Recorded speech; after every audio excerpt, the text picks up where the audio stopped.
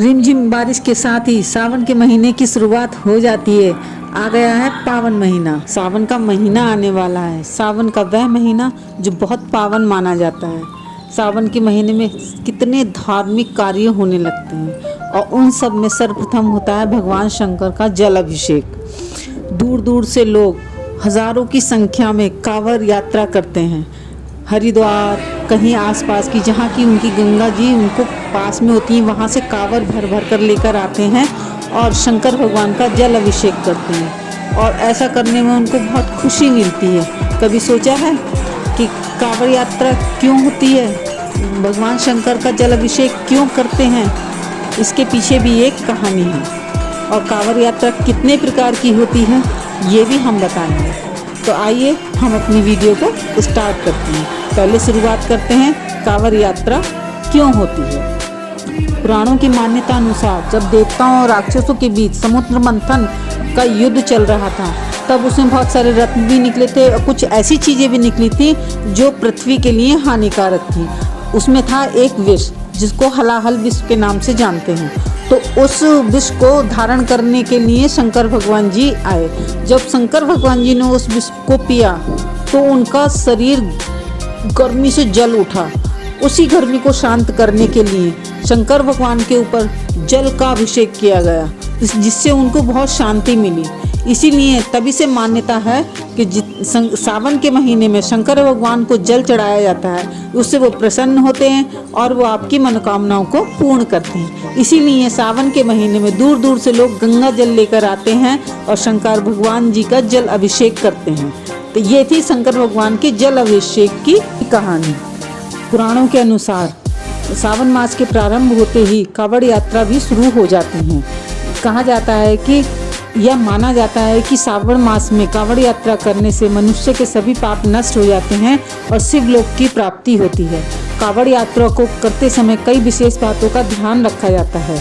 इन नियमों का पालन करते हुए ही कांवड़ यात्रा पूरी की जाती है। आइए जानते हैं कांवड़ यात्रा के महत्व, नियम और कांवड़ यात्रा कितने प्रकार की होती है। कांवड़ यात्रा सावन मास के प्रारंभ होते ही शुरू हो जाती है। कांवड़ यात्रा को लेकर शिव भक्तों में विशेष प्रकार का उत्साह देखने को मिलता है। लाखों की संख्या में शिव भक्त हरिद्वार जाते हैं, वहां से पवित्र गंगा जल लेकर आते हैं और अपने अपने क्षेत्र में जाकर शिवालयों का जल अभिषेक करते हैं। शास्त्रों में कांवड़ यात्रा को लेकर कई विशेष जानकारियाँ दी गई हैं। कांवड़ यात्रा के दौरान कई विशेष बातों का ध्यान रखा जाता है। कांवड़ यात्रा में इन नियमों का पालन करते हुए ही कांवड़ यात्रा पूर्ण की जाती है। माना जाता है कि कांवड़ यात्रा के दौरान कांवड़ या कांवड़ियों से कोई भी चमड़ी की चीज स्पर्श ना हो। शास्त्रों के अनुसार कांवड़ यात्रा देवों के देव महादेव भगवान शिव को प्रसन्न करने का एक सहज तरीका है। इसमें शिव भक्त गंगा तट पर जाते हैं, लकड़ी की डंडी पर दोनों ओर टोकरियों को टिकाकर उसमें गंगा जल लेकर आते हैं और अपने क्षेत्र के शिवालय में जल अभिषेक करते हैं। माना जाता है कि कांवड़ यात्रा करने से मोक्ष की प्राप्ति होती है, उसको कोई भी कष्ट नहीं होता है और उसके घर में धन धान्य की कभी कोई कमी नहीं रहती है। कांवड़ यात्रा के दौरान विशेष बातों का ध्यान रखा जाता है। कांवड़ यात्रा करते समय कांवड़ को हम अपने कंधों पर रखकर ही यात्रा की जाती है।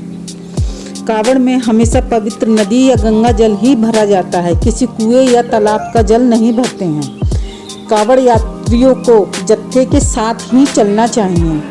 कांवड़ यात्रा के दौरान ये विशेष ध्यान रखा जाता है कि हमारी कांवड़ ज़मीन से स्पर्श ना हो जाए। अगर भूल से कभी कांवड़ पृथ्वी से स्पर्श कर जाती है तो उसमें फिर से पवित्र गंगा का जल भरा जाता है।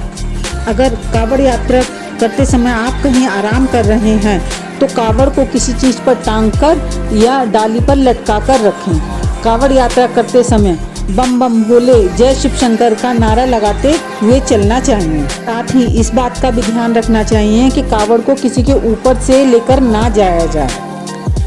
अब बात करते हैं कांवड़ कितने प्रकार की होती है। कांवड़ मुख्यतः 4 प्रकार की होती है।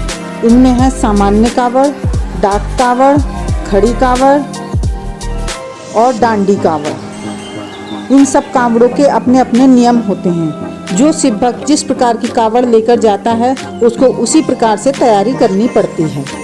सामान्य कावड़ में कावड़िए आराम कर सकते हैं। उनके लिए जगह जगह पंडाल बने हुए होते हैं, वहाँ पर वे अपनी कावड़ रखकर आराम कर लेते हैं। फिर होती है डाक कावड़।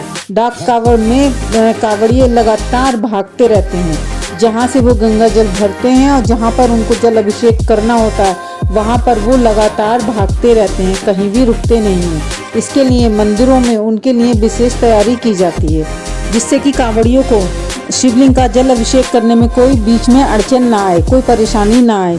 जैसे वो बिना रुके चले आ रहे हैं भागते हुए और फिर आके वह भगवान जी का जल अभिषेक करते हैं। फिर आती है बारी खड़ी कावड़ की। खड़ी कावड़ के दौरान कावड़ियों की सहायता के लिए उनका कोई ना कोई सहयोगी उनके पास होता है। जब वह आराम करते हैं तो वो उनकी कावड़ को कंधे पे रखकर खड़ा रहता है या उधर उधर टहलता रहता है। फिर आती है आपकी डांडी कावड़ की। ये यात्रा सबसे ज़्यादा मुश्किल होती है। इसको पूरा करने में कम से कम पूरा 1 महीना लगता है। इसमें कावड़िए लेट लेट कर परिक्रमा को पूरा करते हैं। कावड़िए गंगा तट से लेकर शिव धाम तक लेट लेट कर दंडवत होकर अपनी यात्रा को पूरा करते हैं। कावड़ यात्रा पे ये छोटी सी पेशकश आपको कैसी लगी मुझे कमेंट करके ज़रूर बताइए। वीडियो अच्छी लगी हो तो वीडियो को लाइक कीजिए और मेरे चैनल पर नए आए हैं तो चैनल को सब्सक्राइब कीजिए। बम बम भोले, जय शिव शंकर।